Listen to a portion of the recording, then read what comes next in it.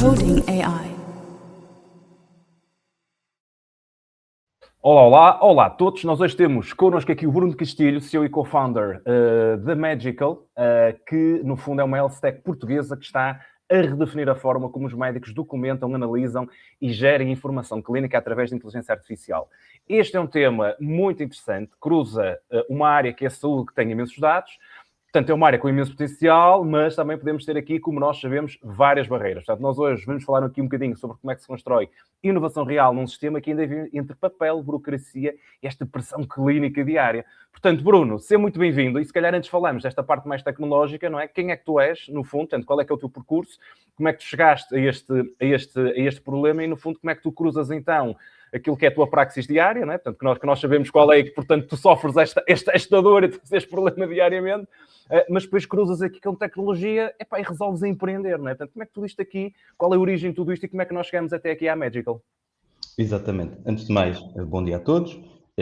Obrigado por este excelente convite. É um gosto para mim estar aqui a falar sobre aquilo que nós estamos a fazer, porque de facto impactamos mesmo os médicos e os doentes na prática clínica diária. E é um problema que me diz muito, porquê? Porque eu sou médico, eu estudei em Coimbra, sou médico há mais ou menos 10 anos, estudei em Coimbra, depois fiz o internato de formação específica em cardiologia, sou cardiologista, e durante esta formação na cardiologia eu tive a oportunidade de passar por muitos hospitais nacionais, do norte a sul do país, alguns hospitais internacionais, e de facto apercebi-me que havia aqui um problema absolutamente transversal, que se me dissessem antes, eu não acreditaria que este ia ser um dos grandes problemas do meu dia-a-dia, mas é efetivamente a burocracia médica.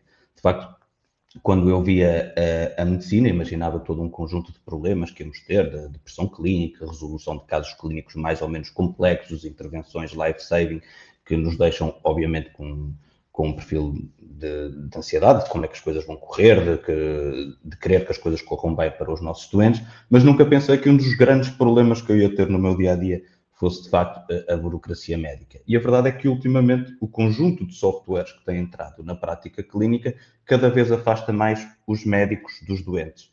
E eu sou um médico que gosta mesmo muito de ser médico, de fazer consulta, de falar com os meus doentes. Aliás, acho que a grande generalidade dos meus colegas é assim, e recuso-me a aceitar que tenho que estar cada vez mais afastado dos meus doentes, porque tenho que tratar de papelada, porque tenho que escrever no computador, por todo este conjunto de coisas. E é aí que surge a Magical, de facto. E a Magical pretende resolver esse problema da burocracia médica, mas pretende, sobretudo, aproximar médicos e doentes para uma melhor relação clínica e para mais sucesso nas terapêuticas e na evolução clínica dos doentes. Portanto, sumarizando assim o meu percurso e porque é que eu decidi abordar este problema. Por outro lado, sou um médico também um bocadinho tech, gosto de programação, gosto desta parte da AI, e estes avanços na inteligência artificial obviamente disseram-me muito e vi aqui uma oportunidade que não podia perder de resolver aquilo que era um dos grandes problemas da medicina. Olha, fantástico. Eu queria te perguntar aqui uma questão, que é quando é que foi o momento que tu disseste basta, do género? Tem de haver... Eu agora estou-me a lembrar do Kevin O'Leary no Shark Tank, que é there has to be a better way. Não é? Qual é que foi esse momento em que tu disseste eu tenho de pegar e fazer alguma coisa? Ou seja, imagina, para quem nos está a ver ou ouvir, que muitas vezes pergunta, mas qual é que realmente é o momento em que nós devemos tornar um produto ou tentar produzir algo, não é? Ou seja, quando é que tu sentiste dentro de ti, acredito, não foi de um dia para o outro, se calhar foi algo que foi surgindo, não é? Como é que foste sentindo este processo até não? Eu quero fazer algo para resolver este problema. Olha, isso por acaso é interessante porque de facto há aqui um momento que é diferenciador para eu de facto querer abraçar a resolução deste problema. Portanto, ao longo da minha formação, da minha prática clínica, obviamente foi-me apercebendo que isto era um problema absolutamente demolidor. Só para dar aqui alguns números, metade do tempo de trabalho dos médicos, isto são números internacionais, é passado atrás de um computador a tratar de burocracia. E o que é isto? De uma forma muito clara, escrever notas clínicas em consulta. Isto não é um trabalho pouco importante. É importante que estas notas tenham qualidade, porque primeiro são suporte legal sobre aquilo que foi feito e depois permitem a comunicação com outros colegas de outras especialidades para que o doente tenha o melhor acompanhamento possível.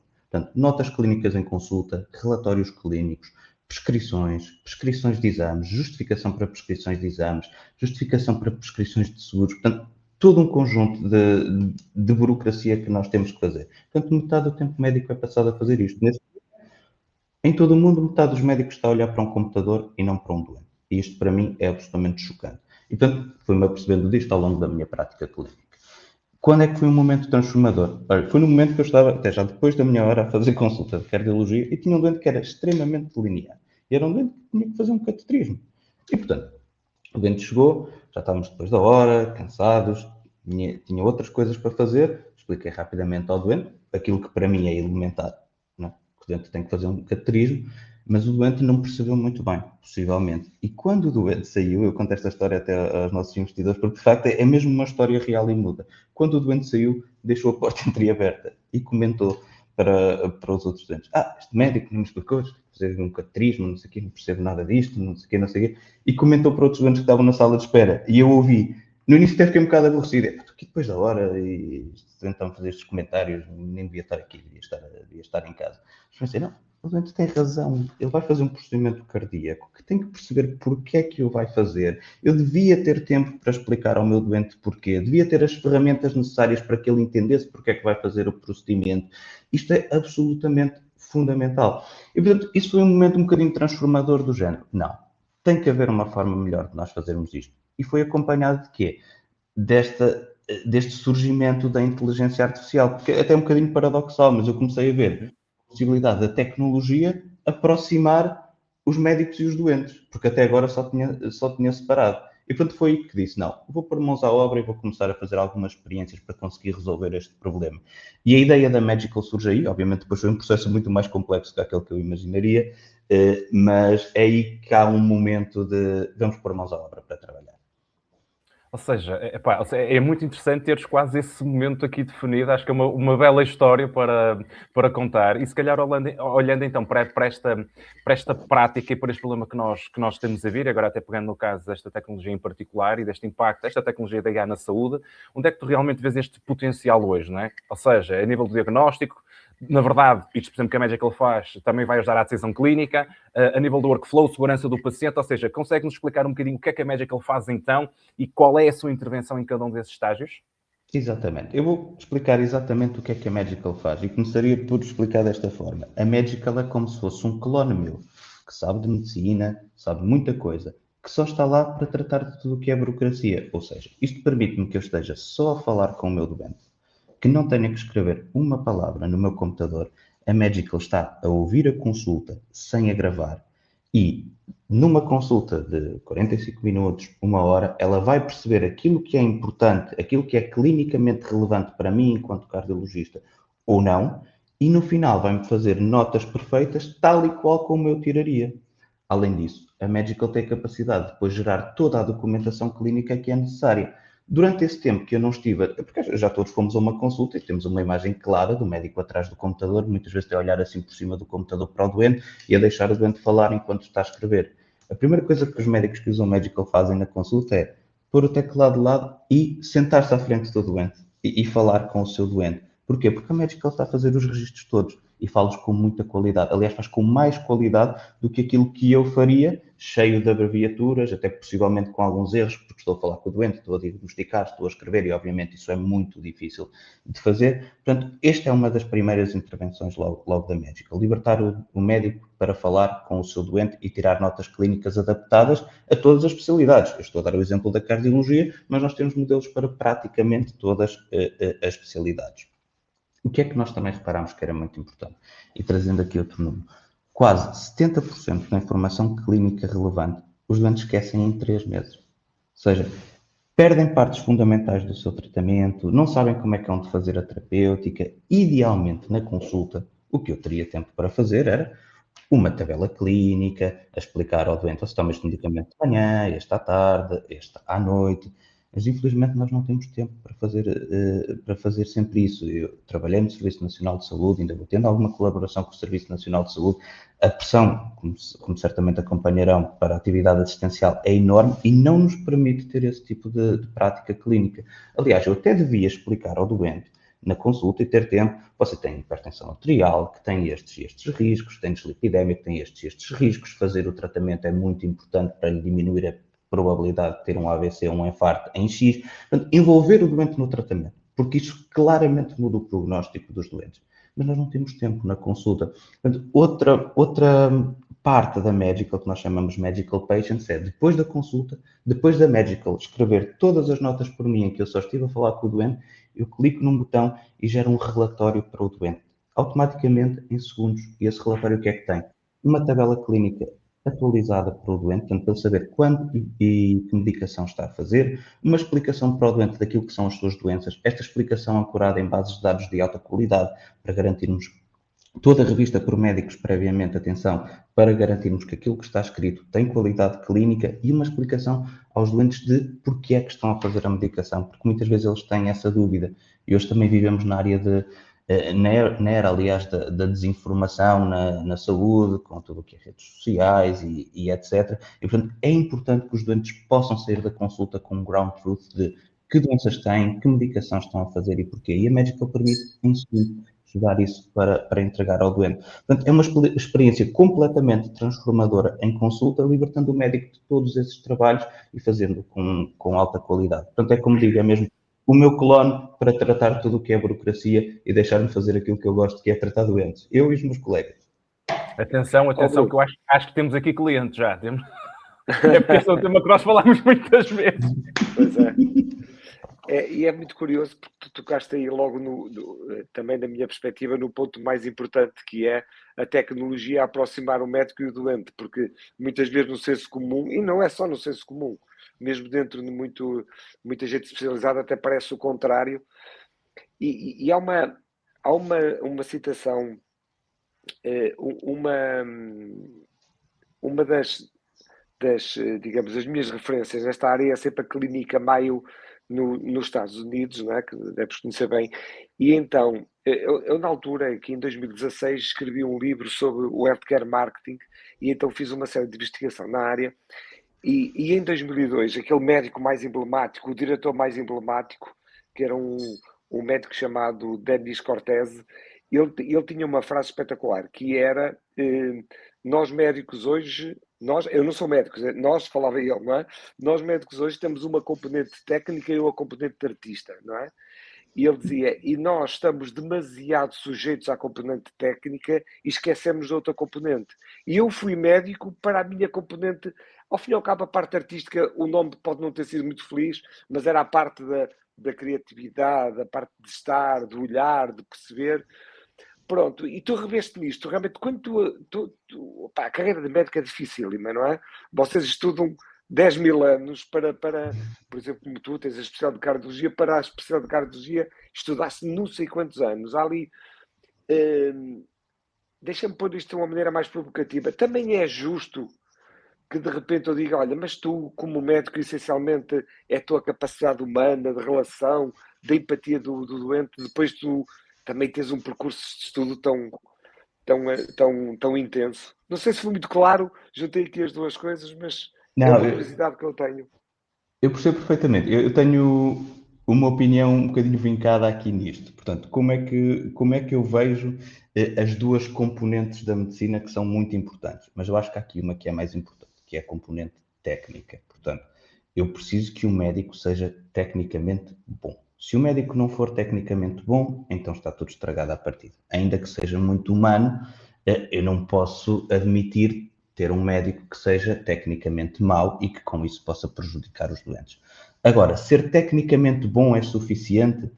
Na medicina de hoje em dia, eu acho que não. E acho que a componente humana é obviamente crucial para o sucesso do tratamento dos doentes. Eu ter a capacidade de me conectar com o doente, explicar-lhe porque é que ele tem que fazer esta medicação, qual é o benefício de fazer esta medicação. Muitas vezes, e até porque tenho doentes, e os doentes cada vez mais têm literacia, e é bom discutir isto com os doentes, muitas vezes até recomendo aos doentes que leiam determinados trabalhos em casa, nomeadamente quando falamos até de estatinas, são fármacos que têm sido relativamente maltratados pelos órgãos de comunicação. Sim. Certo. Desculpa só interromper, não quero quebrar o Claro. raciocínio. Que é também uma evolução na própria mentalidade, no mindset do novo médico. Porque o médico mais antigo dizia, pá, não vá ver, tu não te ponhas a ler nada, etc. Não é? Exatamente, mas aqui tem que haver uma mudança de paradigma. A informação está à mão das pessoas e eu acho que as pessoas devem informar-se e devem ler. Eu gosto de ter doentes informados, não gosto do contrário. Gosto muito quando os doentes chegam à consulta e me põem dúvidas.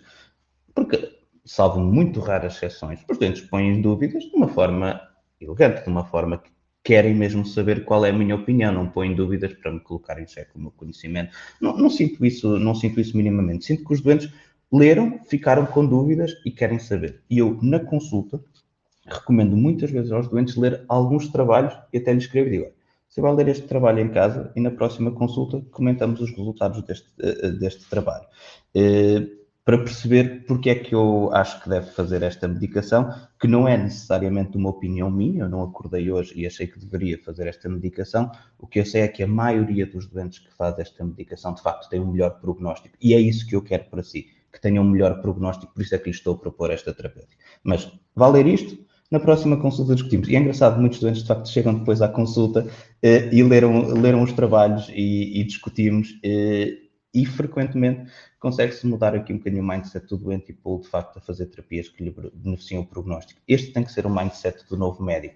E agora ainda mais com o ChatGPT, com todas estas novas ferramentas, algumas até mais avançadas do ponto de vista médico e que dão opinião clara e correta sobre temas médicos, nós temos que estar preparados para os doentes trazerem essa informação e para ser discutida por nós.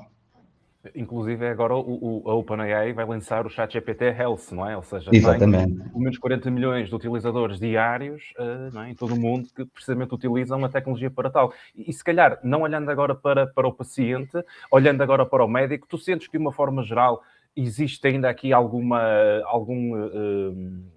apreensão relativamente à tecnologia, as pessoas sentirem de alguma forma que isto lhes pode retirar alguma relevância perante o paciente, perante o doente, ou seja, tu no fundo estás a partilhar este mindset de uma nova geração de médicos, não é? Acredito eu, ou seja, como é que na globalidade tu vês, digamos, a adoção da tecnologia pela classe de uma forma geral?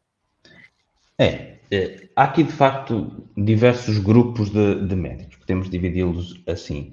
Eu creio que a maioria está disposta, e aliás os trabalhos que mostram isso, a maioria está disposta a incluir inteligência artificial na sua prática diária, até porque já começaram a haver alguns benefícios disso.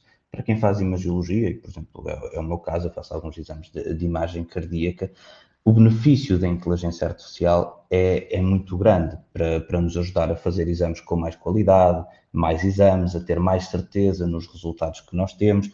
Foi feito um trabalho já há algum tempo, mas com a identificação de lesões suspeitas, por exemplo, na mama, que deu muito bons resultados com o radiologista apoiado por inteligência artificial. E, portanto, aí a inteligência artificial é muito bem-vinda. Eu penso que a grande generalidade dos médicos quer ver a inteligência artificial implementada nestes workflows. Do ponto de vista da inteligência artificial substituir o médico, assim, podemos olhar para o futuro e dizer que, se continuar com esta tendência ascendente, pode substituir quase todas as profissões do mundo. Agora, eu diria que a profissão médica será das últimas a ser substituídas, porque não é uma aplicação puramente algorítmica. Na consulta, nas intervenções, nós não aplicamos puramente um algoritmo em que decidimos aquilo. Acho que nos pode ajudar muito a escolher a terapêutica mais apropriada para o doente, mas daí, lá está, eu acho que a componente humana é fundamental, e fazendo ponto com aquilo que falámos anteriormente, sempre propomos um determinado tratamento terapêutico ao doente, nós temos que ter noção de que temos que conversar com o doente, explicar-lhe as coisas, deixá-lo perceber qual é o tratamento e decidir também com ele. E eu isso acho que a inteligência artificial não é capaz ainda, nem será capaz de substituir a relação humana. Mas existe obviamente, esse medo, podemos chamar-lhe assim, de que poderá haver aqui algum papel de substituição. Embora tendo em conta a maturidade da inteligência artificial nesta fase, ainda me parece muito longínquo.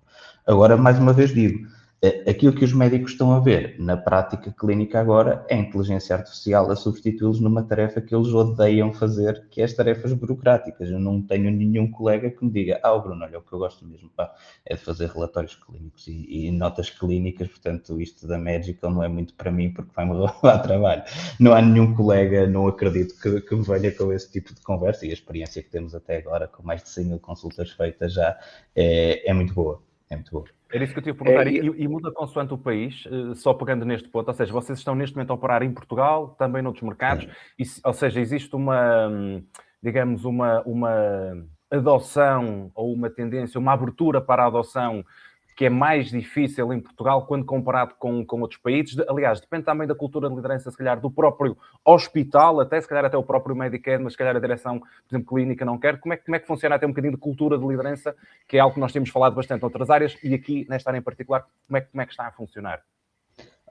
Eu acho que até Portugal, daquilo que temos visto, é um país muito com early adopters. Portanto, não é difícil colocar a tecnologia a favor dos médicos e a favor da prática clínica. Nesse sentido, foi bom. Tive algumas dificuldades técnicas a implementar em Portugal, porque, como sabemos, estes algoritmos não estão propriamente treinados para português médico. E, portanto, o ano de 2023, 2024 foi para nós um ano muito de desenvolvimento de produto, de treino de modelos de inteligência artificial. Temos que criar aqui uma estrutura, não querendo estender muito na parte técnica, mas tivemos que criar aqui uma estrutura técnica relativamente diferente daquilo que havia no mercado para que conseguisse dar bons resultados em português de Portugal. Depois foi ótimo para nós porque é uma vantagem para tudo o que é língua não inglesa, que é onde a maior parte dos nossos competidores opera em língua inglesa, porque os softwares estão treinados para isso e é muito mais fácil, mas em língua não inglesa existem aqui grandes desafios e a Magical conseguiu vencê-los porque tivemos que trabalhar numa linguagem que já era muito complicada a partir daqui é Portugal. Mas voltando aqui ao tema da cultura de liderança. Nós tivemos alguma facilidade em implementar em alguns hospitais privados. O nosso maior cliente foi um dos nossos primeiros clientes, todo o grupo Joaquim Chaves de Saúde, foi um grupo que mostrou muita abertura a esta tecnologia. Recentemente até ganhámos um prémio europeu com o grupo Joaquim Chaves de Saúde para a implementação de inteligência artificial, com os resultados que temos tido com a Magical, que de facto têm sido muito, muito interessantes. Portanto, nesse sentido, até houve uma implementação relativamente rápida do projeto. Lá fora, o que nós estamos a fazer é um bocadinho diferente.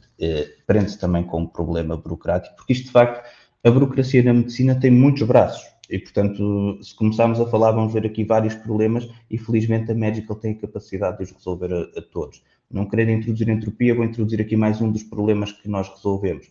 Mas reparem no seguinte, como é que nós obtemos novas terapêuticas, novos fármacos, novos métodos de tratamento dos doentes? Temos que sujeitar os doentes a ensaios clínicos. Portanto, temos que selecionar doentes que tenham um conjunto de critérios que possam entrar em ensaios clínicos para nós testarmos os fármacos ou os tratamentos e percebermos se o doente tem benefício ou não em realizar o fármaco. Esta seleção dos doentes para ensaios clínicos é feita por médicos e é feita de uma forma muito manual. Portanto, imaginemos que eu estou na consulta. Imaginem isto, além de tratar o meu doente, além de diagnosticar, de escrever toda a informação clínica, ainda tenho que me lembrar, será que este doente pode entrar em algum ensaio clínico?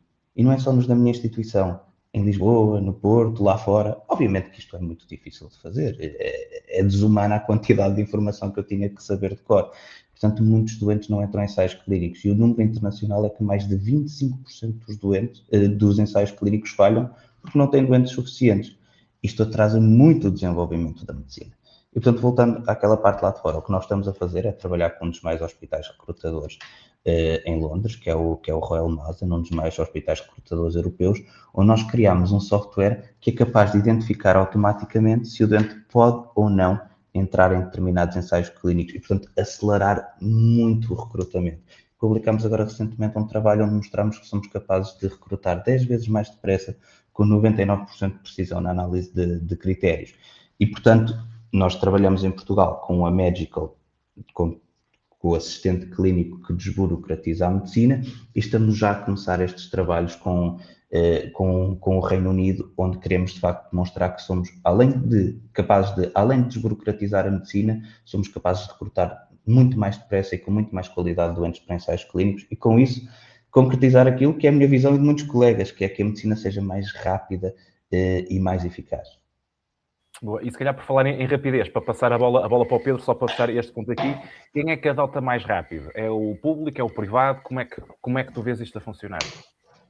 Não, o privado tem uma taxa de adoção muito mais rápida. A decisão é muito mais rápida, até porque a decisão é sempre menos burocrática, é muito mais rápido eu sentar-me com decisores do privado, demonstrar a qualidade, demonstrar a segurança. Obviamente que há aqui um crivo muito grande, tanto no privado como no público, e não é diferente, a nível da segurança, dos dados do doente, demonstrar claramente que não guardamos dados, ter certificações do ponto de vista de cibersegurança, temos certificação ISO 27001, entre outros. Portanto, há obviamente um crivo muito grande, mas depois, demonstrando benefício, o processo de decisão é muito mais rápido no privado. Eu gostava muito de ver a minha ferramenta implantada no público. Aliás, a ferramenta está a funcionar em hospitais públicos, sem nenhum custo para os hospitais públicos. Muitos médicos compraram a ferramenta e usam individualmente, e esse nem sequer é o nosso modelo de negócio, mas vem o benefício e compram e usam individualmente. Outros nós deixamos nos hospitais públicos para que os médicos possam usar, e a minha ambição é que isto possa depois começar no hospital público de uma forma como modelo de negócio, mas para já os hospitais privados têm um drive maior e implementam muito mais rapidamente. Bruno, e aquela questão também que se debate muito, que é neste futuro próximo, se será possível compatibilizar, ainda agora estávamos a falar da importância dos dados, não é? Porque tudo começa aí. Vou dizer assim nesta fase, nós para termos melhor saúde no futuro vamos ter que abdicar de alguma da nossa liberdade no sentido da privacidade dos dados ou não? Essa é uma excelente questão e eu não tenho uma resposta objetiva para ela.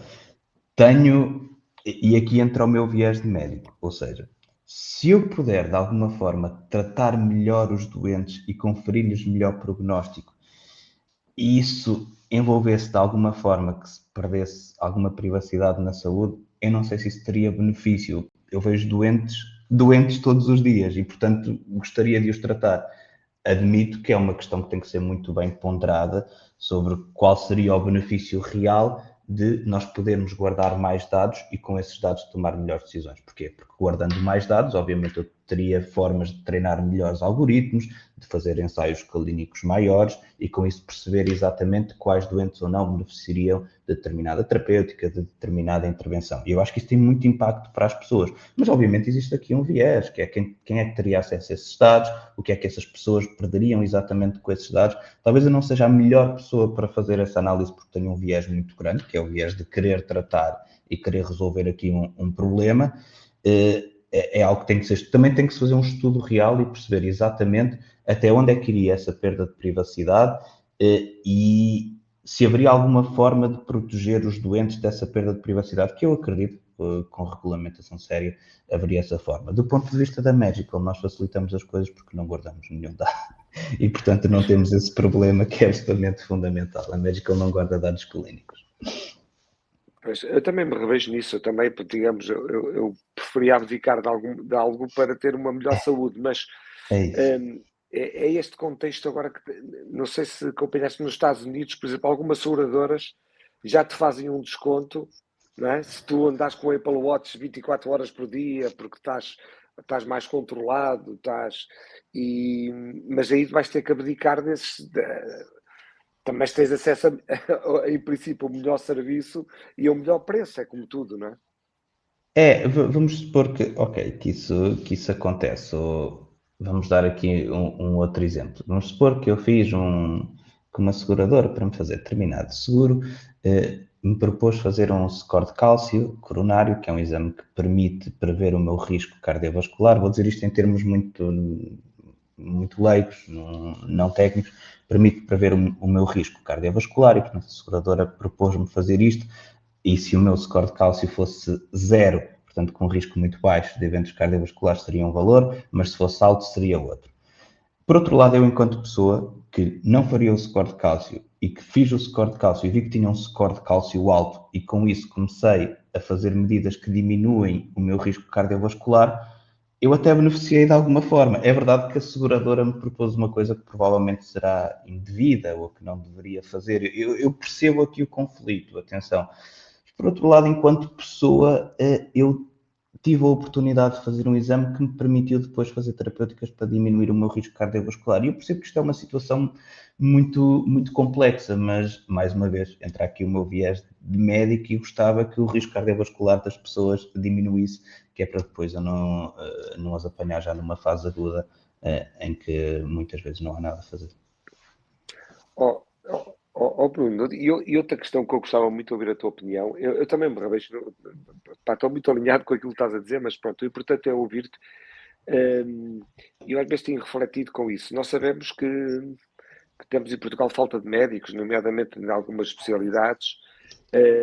Temos as urgências como temos, todos os dias hoje ouvimos as notícias, e hoje outra vez, não é? Está sempre a pedir a demissão do ministro, seja esta, outro, etc. E esta questão das urgências vai sempre à baila. E eu tenho refletido, achas que, por exemplo, a Magical ou outras soluções dentro da tecnologia, que muitas vezes nesta área da saúde, entre aspas, é tão maltratado, ou dentro da inteligência artificial, tu achas que o teu produto, como outros produtos, podem até ser um caminho mais rápido e mais eficaz de resolver uma série de problemas do que estar agora a esperar 20 anos para termos um médico formado, não é? Que muitas vezes é isso que acontece, estamos a falar. Tu achas que a tecnologia, além daquilo que tu disseste no início, e que para mim é o mais importante, é aproximar o médico do doente, isso é fundamental, não é? Eu já ouvi queixas eu vou dizer não vou dizer nomes, como é óbvio, mas exatamente em que área foi, nas ecografias, de doentes que já se queixaram, o médico nem para mim olhou. Eu fiz aquilo em 3 minutos, não é? E ele nem para mim olhou. E a minha questão é esta: todo este tipo de ajuda, que começa por aí, mais uma vez, essa aproximação que falaste no início, mas não poderemos ir mais longe e dizer assim, se calhar o caminho para resolvermos este tempo de espera das urgências, porque podemos gerir melhor o que são urgências, gerir melhor as OLS, etc., por aí fora, não será a tecnologia a grande ferramenta, mais do que formar mais médicos, de solucionarmos este problema que temos neste momento em Portugal? Eu estou muito alinhado com essa visão, ou seja, é um problema que é multifacetado e tem outras questões, nomeadamente orçamentais, que não importa tanto discutir aqui, mas a parte da tecnologia, eu acredito que vai ter um papel absolutamente transformador, até porque, reparemos, só a questão da Magical, ao poupar 2 horas de trabalho administrativo por dia aos médicos, aumenta brutalmente a eficiência do sistema de saúde. Nós temos alguns médicos que, por usar a Magical, e por acaso tivemos este fenómeno há pouco tempo porque houve um problema num hospital e a Magical não estava a funcionar, e as consultas daquele médico atrasaram imenso porque ele já tinha marcado mais consultas, porque a Magical conseguia fazer muito mais consultas, porque na realidade tem ali o software a escrever por ele. Portanto, nós temos aqui a tecnologia a aumentar a eficiência do sistema de saúde e isso por si só ajuda a resolver esse problema. Mas podemos ir mais longe, podemos ir, por exemplo, a sistemas de triagem muito mais eficazes do que os que temos hoje em dia com algoritmos bem treinados. Por exemplo, não tenho dúvidas que isso vai ser possível a longo prazo. Novamente puxando aqui para a consulta para a cardiologia, porque é a minha realidade e porque especificamente é uma das especialidades onde de facto tem maior pressão assistencial, onde claramente há falta de médicos no Sistema Nacional de Saúde. Mesmo até a triagem para as consultas podia ser feita de uma forma mais eficaz com algoritmos com mais qualidade e nas urgências a mesma coisa, algoritmos com qualidade que pudessem ajudar nesta triagem. Se neste momento temos tecnologia pronta para que sejam autónomos, ainda não, e não há nenhum estudo que demonstre isso cabalmente. Mas eu acredito que para lá caminhamos e temos que ter muito claro que a inteligência artificial e a tecnologia são uma peça-chave na resolução deste problema. Se acharmos que não, estaremos a perder tempo face a outras realidades. Portanto, temos que começar a olhar para a tecnologia como uma peça-chave na resolução destes problemas, sem dúvida. Então, nesse sentido, Bruno, a questão é esta. Se tu hoje fosses o Ministro da Saúde, e quem diz hoje, diz daqui hoje especificamente, e pudesse implementar, sem qualquer tipo de restrição, 3 medidas para acelerar a inovação na saúde em Portugal, no SNS, que medidas seriam essas? Sem ser uma questão bem pensada. Mas olha, eu colocava mesmo alguma verba de parte para a adoção destas tecnologias, como por exemplo a Magical. Já existem algumas verbas nesse sentido, mas os procedimentos são muito, muito lentos. Colocava alguma celeridade nisso e colocava objetivos associados. Portanto, não podia ser só colocar uma verba para adotar, não. Colocava uma verba e colocava objetivos de aumento da produtividade em X, de qualidade medida em X, um estudo feito com os doentes para que houvesse determinado benefício. Portanto, tinha que ser uma medida muito bem pensada nesse sentido, com objetivos muito claros, mas tinha que se estimular desde já a adoção deste tipo de tecnologias. Depois, ainda na parte tecnológica, faria outra coisa. É muito difícil para uma pessoa que está ligada ao sistema de saúde e que está a trabalhar decidir abdicar do pouco tempo que tem para se dedicar ao desenvolvimento deste tipo de tecnologia, a não ser que tenha uma grande paixão por isso.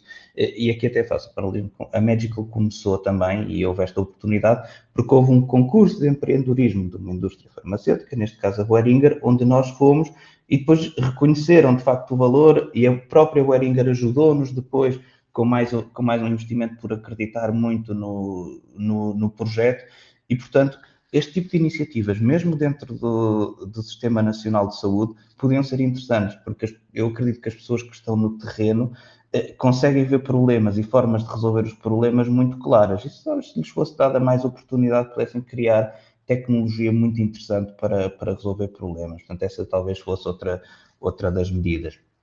Depois, concretamente, para resolver o problema do Sistema Nacional de Saúde, eu acredito muito aqui, até porque tanto trabalho no público como no privado. E, portanto, eu acredito muito aqui numa articulação muito clara com o privado, em que se pudesse colher da experiência também do privado e perceber exatamente como é que se vão articular os dois sistemas. Aliás, os dois sistemas eles já funcionam muito articulados. Por exemplo, nos exames complementares de diagnóstico, é muito comum serem pedidos pelo colega de Medicina Geral e Familiar e serem feitos por entidades privadas, e isso funciona bem. E há vários trabalhos onde mostram que isso até é custo efetivo. Portanto, eu acho que isso deve ser uma relação que deve ser explorada para benefício das pessoas, sem grandes vieses ideológicos, mais uma vez, feita com estudos de qualidade para demonstrar eficácia e custo-efetividade. É isso que eu preciso de ver. E qualidade, obviamente. Mostrando isso, eu acho que estas 3 medidas podiam nos ajudar, de facto, a implementar tecnologia, até porque colho da experiência também de a tecnologia ser mais facilmente implementada nos hospitais privados. Alguma tecnologia, outra também implementada nos hospitais públicos. Mas, portanto, acho que colher dessa experiência seria útil. Assim, de cabeça, seriam 3 medidas que eu tomaria que penso que poderiam ser interessantes. Bom desafio. Exato, e bem, eu estou-me a rir porque eu revejo muito nisso. Eu até há pouco tempo, nós agora alienamos as unidades, tinha cerca de 20 e tal unidades que trabalhávamos para o Sistema Nacional de Saúde, que eram unidades convencionadas, não é? E aquilo que eu agora estou mais à vontade porque nós alienamos aquilo a uma multinacional, pronto, não, estou mais à vontade para falar realmente, mas tu tocaste, Bruno, aí num ponto muito sensível, que é essa articulação com aprendizagem de um lado e do outro. Por exemplo, em muitas dessas áreas, e eram áreas, no meu caso, de meios complementares, diagnóstica e terapêutica, muitas áreas, por exemplo, até, deixa-me dizer assim, o preconceito do Estado com a tecnologia é até porque ele não acaba por comparticipar exames, mas alguns tecnologicamente mais evoluídos, ele até não os comparticipa, não é? E por exemplo, numa área, isso era para a área da fisioterapia, e nós temos em Portugal uma SWORD, não é? Que curiosamente os primeiros testes que foi em clínicas nossas, mas que depois esse tipo de tratamentos com esse tipo de tecnologia não são comparticipados. E vamos para a massagem clássica, que ocupa um técnico ali, epá, que deixa-me dizer assim, é mau para todos, quer dizer, não é? Este mal, entre aspas, mal do ponto de vista dos custos, se quisermos, porque depois temos, por exemplo, na fisioterapia, nós tínhamos no grupo, por exemplo, 2.000 pessoas em lista de espera. Quer dizer, e é dramático, porque isso é tudo um custo que depois também se vai acrescentar ao sistema de saúde. E começa logo por aí, não é? Alguma reticência com os tratamentos mais tecnológicos. Eu aí até dava um exemplo muito, muito prático que nós tínhamos na cardiologia, que era absolutamente chocante, mas que foi resolvido o ano passado, mas que acompanhou os meus anos todos na cardiologia até agora. Então, o que é que era? O Sistema Nacional de Saúde não comparticipava ecocardiograma com Doppler. O que é que isto significa? Significa que eu não posso fazer nenhuma avaliação valvular de jeito, porque não comparticipa com Doppler. A maior parte dos cardiologistas o que é que fazia? Oferecia o estudo Doppler, mas isso adiciona uma complexidade muito grande ao exame. O exame torna-se mais longo, mais complexo e o cardiologista não está a ser minimamente remunerado por aquilo. O sistema não pode assentar sempre na benevolência de quem está a fazer as coisas. O que é que acontecia muitas vezes? Quando não se fazia com Doppler, começava a haver um entupimento de consultas de cardiologia por doente com doença valvular a esclarecer por estudo de Doppler. Uma coisa tão simples, e que era um exame do século passado, fazer sem Doppler, eu nem nunca vi um ecocardiograma sem estudo de Doppler desde que entrei na faculdade. Portanto, é disto que nós estamos a falar. E é um problema que só foi resolvido o ano passado. E muitas vezes lá está, era o próprio privado, as clínicas privadas, que ofereciam esse estudo aos doentes, quando viam que havia ali uma doença valvular grave que merecia ser quantificada, e muitas vezes havia essa benevolência de oferecer esse estudo aos doentes, mas o Sistema Nacional de Saúde continuava sem participar, apesar de múltiplos alertas de que isso não poderia ser assim, que do ponto de vista clínico era uma aberração absoluta. Portanto, eu revejo-me também muito nisso e senti esse problema na prática diária. Como é que tu imaginas, Marcos, Bruno? Não sei. Força. Vais concluir aqui, Pedro? Não, é outra questão. É outra curiosidade que eu tenho para ouvir a opinião do Bruno. Também me surgiu agora uma curiosidade que se calhar vou deixar para o fio para quem não está a ver ouvir, que é para o Bruno, no fundo, então como é que tu imaginas aqui esta jornada clínica, e até no seguimento do que o Pedro estava a falar, e estamos agora também a falar no caso da Sword, totalmente redesenhada com IA. Ou seja, imagina, desde um primeiro sintoma até o follow-up, como é que tu imaginas toda esta jornada redesenhada?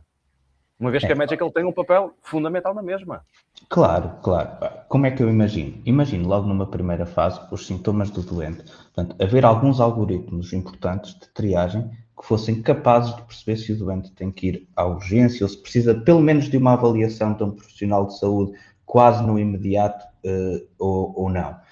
Isto nunca será 100% infalível, nós não podemos almejar que seja 100% infalível, mas pode ter uma percentagem que seja muito, muito boa e que permita salvar mais doentes do que se salva hoje em dia, porque ainda hoje ouvimos que não há ambulâncias para todos os doentes e que este processo de triagem é muito difícil de fazer. Portanto, de alguma forma automatizá-lo parece-me logo uma coisa fundamental para se perceber que doente é que precisa de facto de apoio médico logo. Depois, o doente chega ao médico. O médico não está a perder tempo a escrever, não está a preencher fichas, não anda no computador à procura de coisas. Só clica num botão e está a avaliar o seu doente, pode descrever algumas coisas em voz alta, tem logo um resumo daquilo que é a informação clínica prévia do doente, que é outra coisa que nós fazemos também. Portanto, para o médico saber que doente é que eu tenho à frente, este doente já teve um infarto, este doente já teve um AVC, tem diabetes, tem hipertensão, ou teve internado recentemente com uma infecção. Portanto, que doente é que eu tenho aqui à minha frente? Portanto, o médico chega, já tem essa informação, já está a avaliar o seu doente.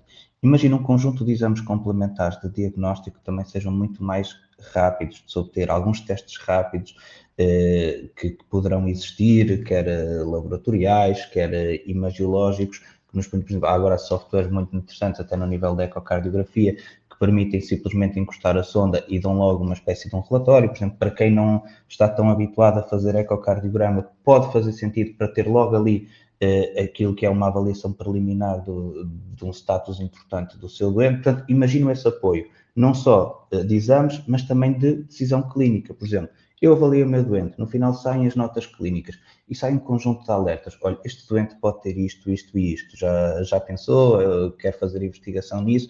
Portanto, ter também um conjunto de algoritmos que eu estou a avaliar o doente e esses algoritmos também estão a avaliar o doente. E entre os dois, eu tenho a certeza que vamos chegar a uma conclusão melhor do que sozinhos. Portanto, é assim que eu vejo. E todo este processo, e depois, no final da alta, o doente ser encaminhado com informação clínica, tudo explicado para o doente, explicar o que é que aconteceu. Portanto, todo esse processo apoiado por tecnologia, eu vejo que ele seria muito mais eficaz e muito mais rápido. Portanto, este é o mundo que eu imagino no futuro, em que eu tenho a tecnologia ao meu lado como um copiloto em todas as fases do tratamento do doente. Certamente ainda não estamos lá, mas eu acredito que caminhamos a passos muito largos. Pedro, não sei se querias...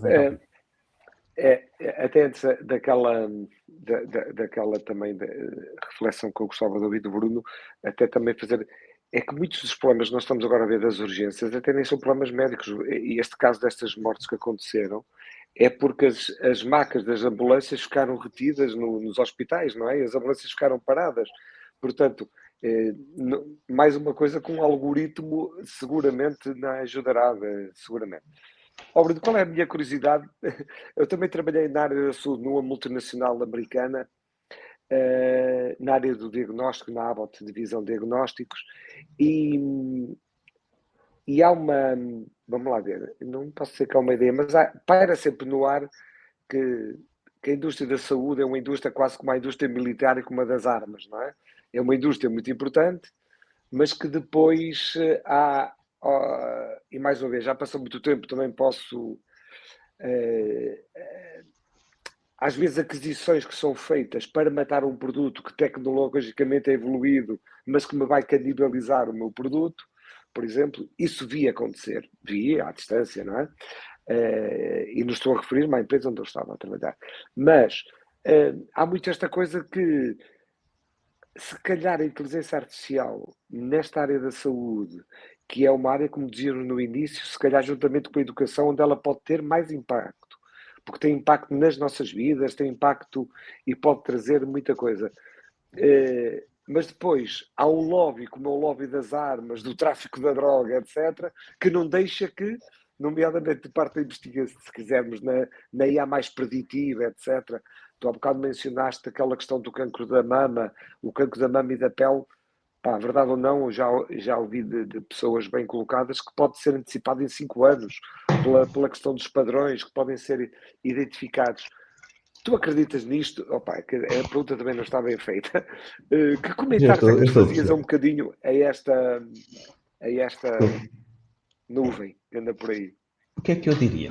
Eu começar por dizer que a indústria da saúde, como qualquer indústria, terá as suas vicissitudes. Agora, é das indústrias que há que são mais reguladas e isso permite-nos logo garantir que muitas coisas não acontecem. Aliás, até por alguns problemas que houve, estava-me a lembrar da crise dos opioides, já há bastantes anos, obrigaram a que os estudos científicos fossem muito regulados. Isso dá-nos muita confiança. Outra coisa que acontece é que, apesar de tudo, existe indústria da saúde em todo o mundo e os grandes líderes não são só americanos, existem também grandes indústrias da saúde pela Europa, pela Ásia e por aí fora, que se degladiam entre elas para ter os melhores algoritmos, para ter os melhores tratamentos, e por isso é que eu acredito tanto no mercado livre, porque eu acho que é impossível que todas estas indústrias façam um complô entre elas para negar determinada terapêutica ao doente. E nem é aquilo que eu vejo. Eu vejo as empresas a degladiar-se para mostrar este algoritmo é o melhor, a minha válvula é a melhor,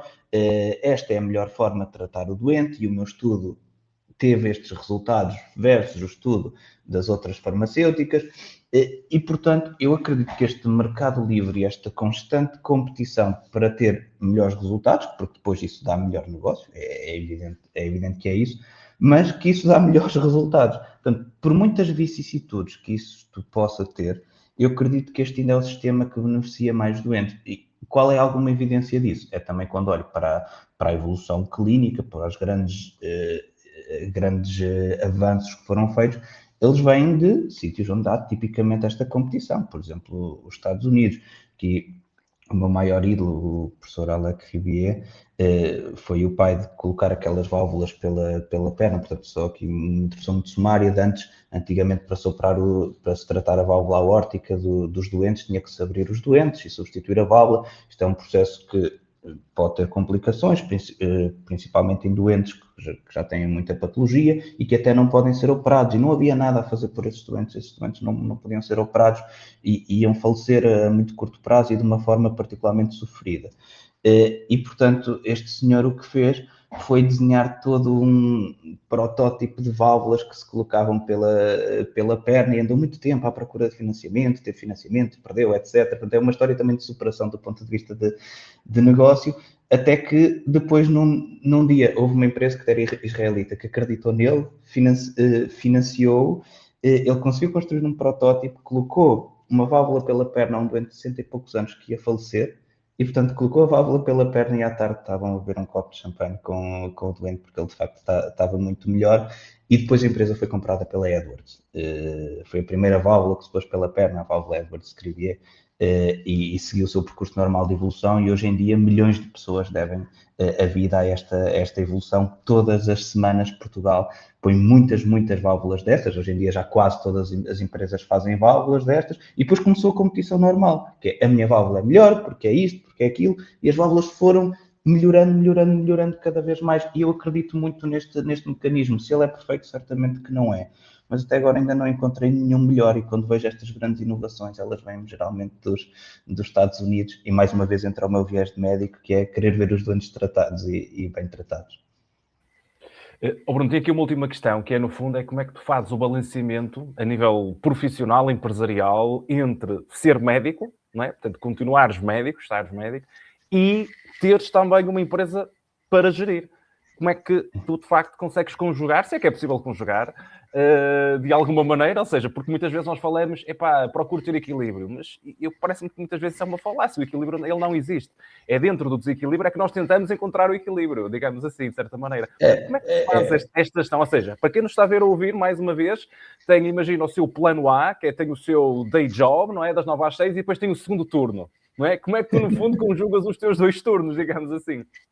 Acabei por, pronto, eu diminui muito a minha prática clínica, porque hoje em dia a Medical consome mais tempo que a cardiologia, mas eu acredito que o meu benefício individual como cardiologista é inferior ao benefício que posso trazer se conseguir que a Medical de facto entre na prática clínica e faça tudo aquilo, ou seja, vais ter muito mais impacto, não é? Digamos, Exatamente, mas mantenho alguma prática clínica. Sim, ou força, até, Bruno, se calhar dedicaste à tecnologia, também te faz melhor médico, digo eu, não é? Porque também te faz ver as coisas de outra forma, não é? É verdade, foi um conjunto de aprendizagens ao longo destes 3, 4 anos que nunca teria de outra forma, com as pessoas que contactei, e tudo isso contribui para a minha formação enquanto médico e para o meu contacto pessoal até com os meus doentes. Mas continuo a fazer consulta de cardiologia, tenho ainda uma tarde de consulta de cardiologia, e estudo muito ainda cardiologia porque gosto mesmo da área, portanto, foi como, se calhar, quase acabo como comecei. Eu gosto muito de ser médico e vejo-me sempre como médico. É aquilo que me dá prazer a fazer. E faço ainda urgência de cardiologia, faço aí uma urgência em 2 semanas, uma coisa desse género, até para não perder mão em alguns procedimentos de urgência que acho que é fundamental que eu seja sempre capaz de fazer e de facto ao longo destas urgências todas que fui fazendo fui colecionando um conjunto de histórias e de doentes que levo comigo e é algo que me dá muito prazer fazer.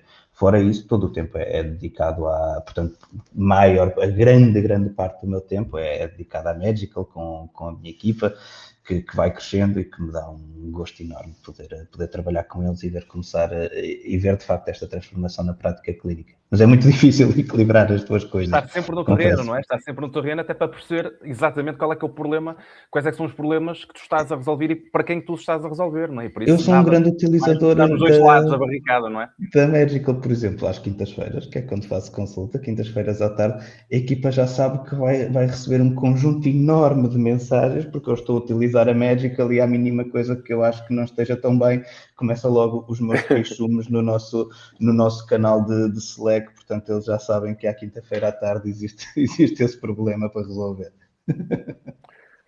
Ao fim e ao cabo, isto é aquilo, o objetivo que te levou a ser médico, que tu já referiste aqui 2 ou 3 vezes, ele mantém-se.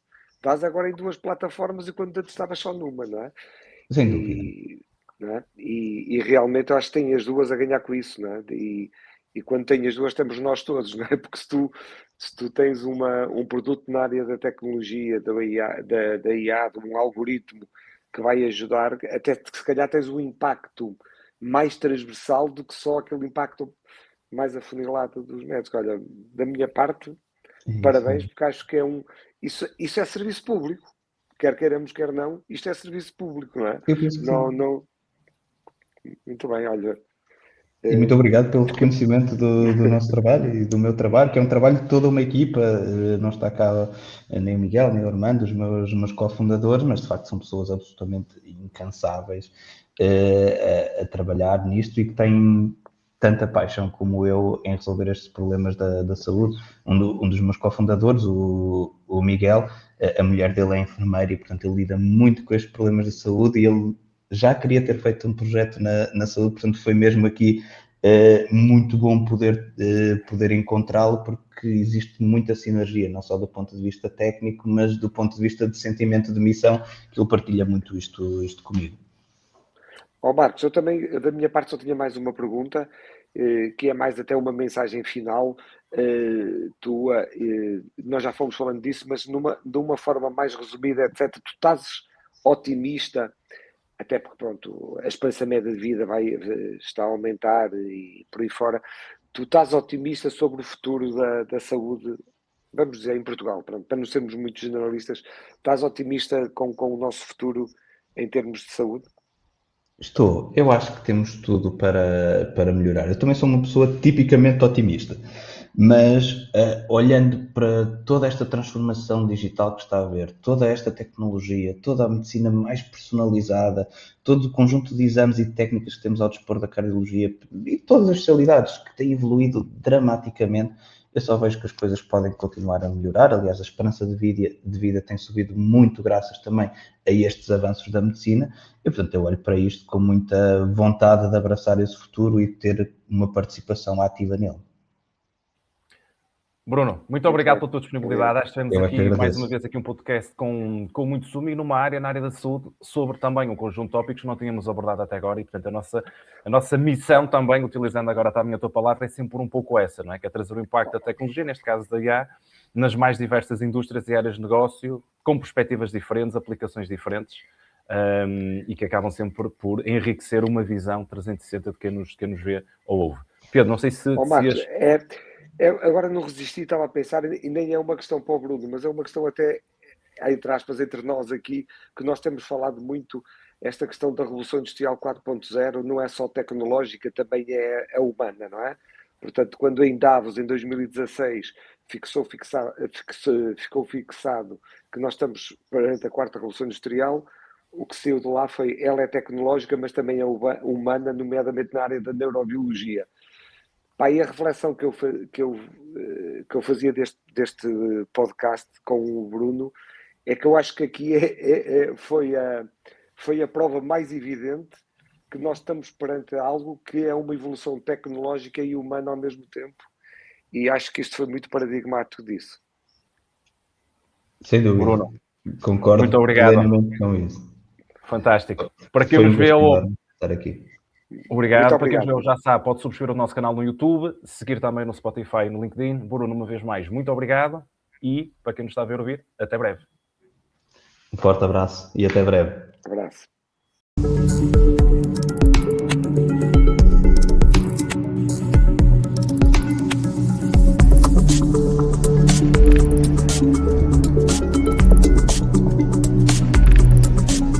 Decoding AI.